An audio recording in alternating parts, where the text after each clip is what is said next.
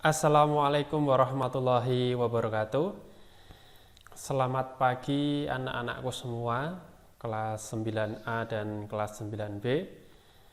Baiklah, anakku semua, di pertemuan kali ini adalah pertemuan yang kedua. Yang awalnya di pertemuan pertama kita sudah menyinggung tentang teks laporan percobaan, dan di pertemuan kedua ini Pak Yuni akan menambahkan kaidah kebahasaan yang ada di dalam teks laporan percobaan. Nah, di kaidah kebahasaan ini nanti Pak Yuni akan tambahkan kaidah-kaidah yang lain seperti konjungsi, karena setiap teks itu pasti ada konjungsinya. Nah, tidak teks laporan percobaan saja, teks-teks yang lain juga menggunakan konjungsi. Yuk, sebelum kita lanjut, kita ingat pertemuan sebelumnya bahwasanya teks laporan percobaan itu sebuah laporan, sebuah teks, sebuah wacana yang dibuat berdasarkan percobaan yang telah dilakukan. Nah, kemarin Pak Yuni sudah memberikan tugas kepada kalian dan juga contoh. Insya Allah jika kalian mengikuti, mengerjakan sendiri, insya Allah kalian bisa memahami dengan baik. Nah, di pertemuan kedua ini Pak Yuni tidak akan panjang lebar, langsung saja silahkan dilihat di layar kalian berikutnya. Nah, apa saja itu? Yang pertama adalah kalimat kompleks. Melihat judulnya saja kalimat kompleks. Kalau kompleks berarti dia melebihi dua struktur atau lebih verba. Nah, ingat ya, kalimat kompleks dia itu memiliki lebih dari sama dengan dua struktur kalimat. Nah, struktur kalimat itu minimal dia harus mengandung subjek dan predikat. Predikat biasanya kata kerja. Nah, verba di sini adalah kata kerja. Lihat, contohnya, makanan merupakan kebutuhan sehari-hari dan kebutuhan mutlak yang wajib dipenuhi bagi setiap makhluk hidup.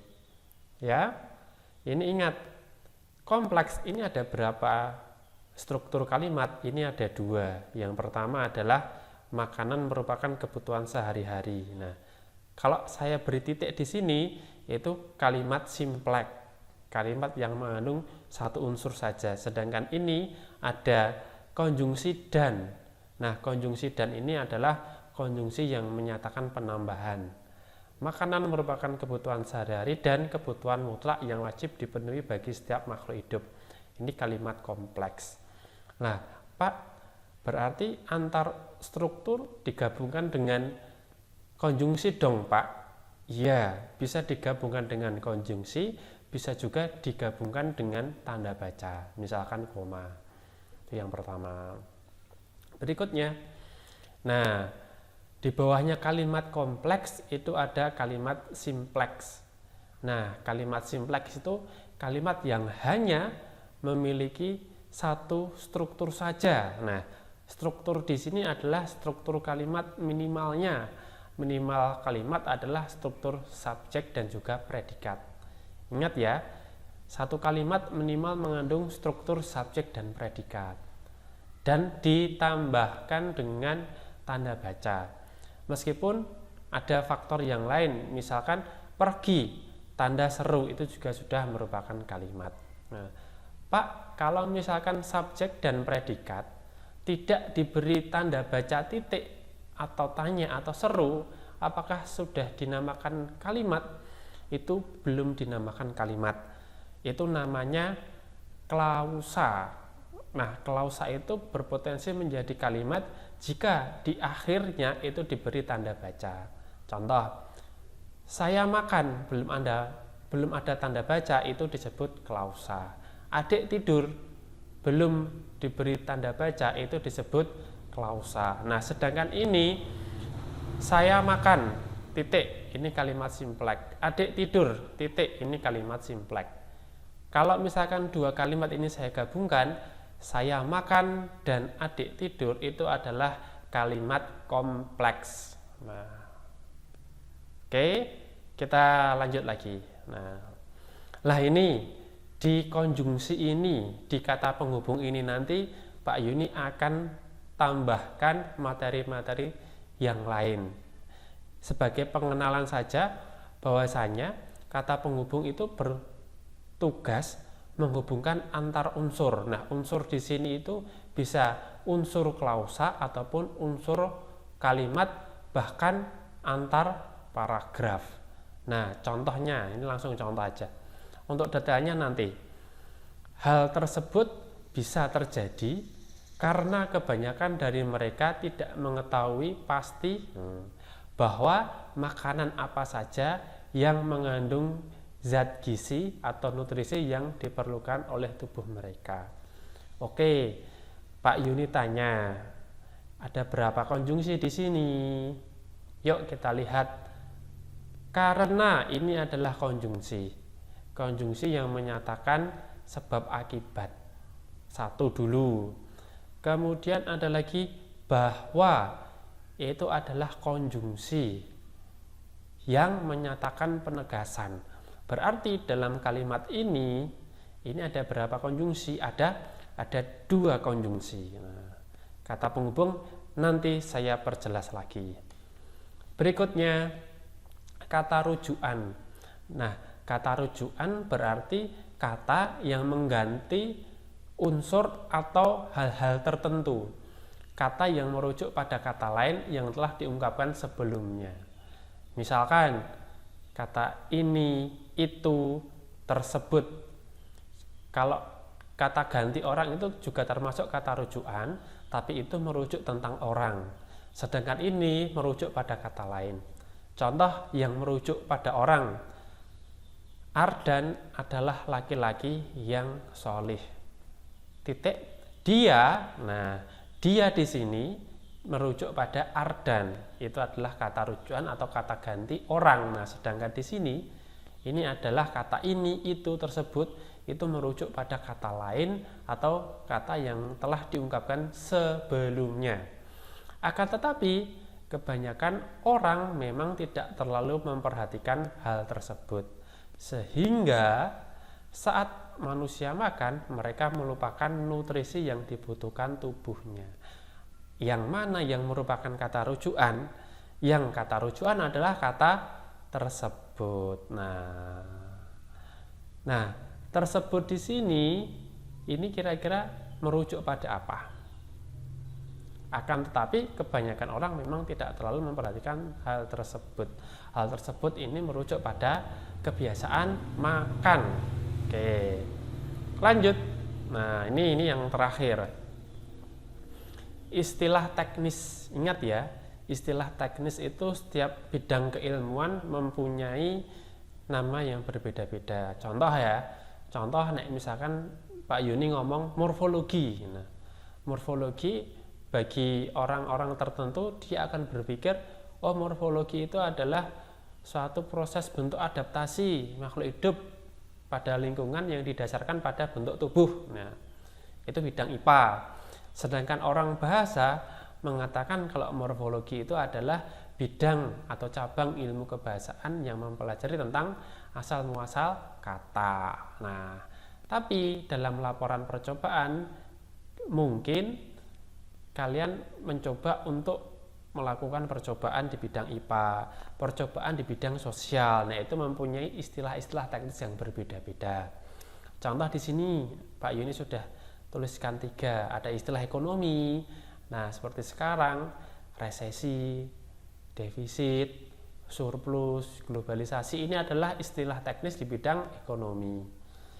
Istilah geografi ada natalitas, geopolitik, palung, dan sebagainya. Nah, istilah kesehatan ada koroner, ada stroke, ada prostat, dan sebagainya. Yuk, contohnya, makanan yang masuk ke dalam tubuh kita akan diproses melalui sistem pencernaan yang mudah dipecah menjadi molekul sederhana melalui 2 cara, yaitu secara mekanis dan kimiawi. Yang saya tebalkan dan cetak miring ini adalah istilah-istilah teknisnya. Nah, itu sampai sini dulu. Oke, materi kali ini saya cukupkan sekian. Kita berlanjut di yang konjungsi. Yuk lihat konjungsi. Ini materi konjungsi. Ya. Nah, ini sekilas saja. Sebenarnya konjungsi itu dibagi menjadi beberapa. Yang intra kalimat berarti di dalam kalimat. Jadi konjungsi kata hubung yang ada di dalam kalimat. Nah, dalam kalimat itu pun dibagi menjadi dua. Yang pertama adalah koordinatif dan subordinatif. Nah, yang koordinatif ini loh, menghubungkan dua klausa atau lebih yang mempunyai status sama. Status sama itu adalah dia yang mempunyai kalimat berpotensi jadi kalimat ya. Misalkan klausa yang dia itu sederajat. Nah, maksud sederajat seperti apa? Sederajat itu dia yang mempunyai subjek dan predikat yang sama. Contohnya ini, dan tetapi. Contoh tadi, adik makan, saya tidur. Saya gabungkan, adik makan dan saya tidur.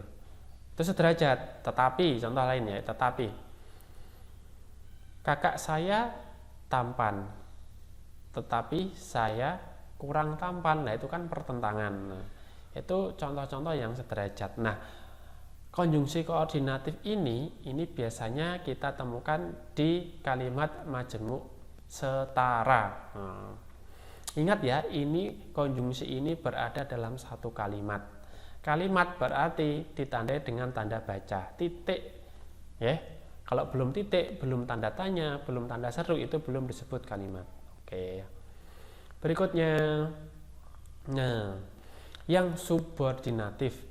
Nah, ini kalimat konjungsi subordinatif kata hubung yang menghubungkan dua klausa atau lebih yang statusnya tidak sama derajatnya. Nah, jenis-jenisnya ini ada sesudah, sementara. Ini ada penjelasannya yang menyatakan hubungan waktu sesudah, sementara, sebelum, ketika, sehabis. Nah, bisa dibaca sendiri ya.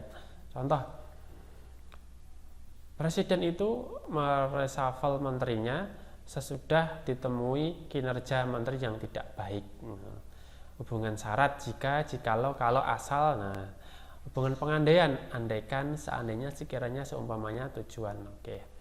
Ada banyak ini untuk yang subordinatif. Nah, keadaan berlawanan, kemiripan, seakan-akan, hubungan ini materi tambahan saja.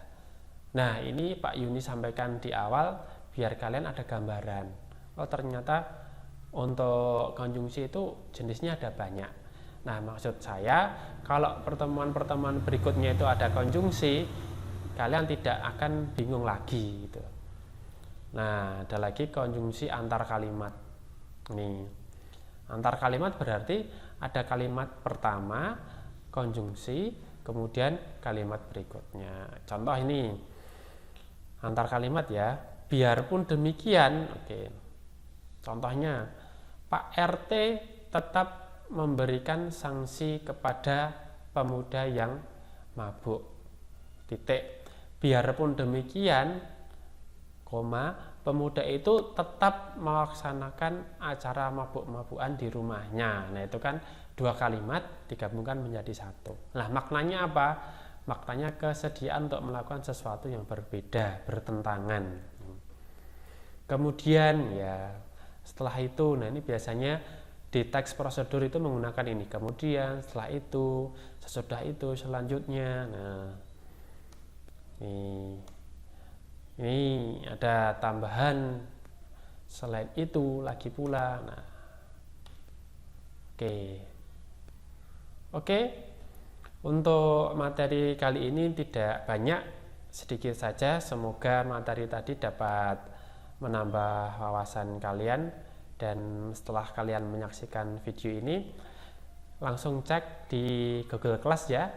Insya Allah kita akan latihan. Nah, latihan kali ini kalian tidak saya minta untuk mengirimkan tugas melalui file Word ke nomor WA saya, tapi kalian nanti langsung mengerjakan di tugas di Google Class. Insya Allah tidak susah. Kalau kalian baca, insya Allah nanti kurang lebih ya minimal 15 menit bisa mengerjakan dengan baik dan selesai. Itu dari saya. Jika ada salah kata mohon dimaafkan. Assalamualaikum warahmatullahi wabarakatuh.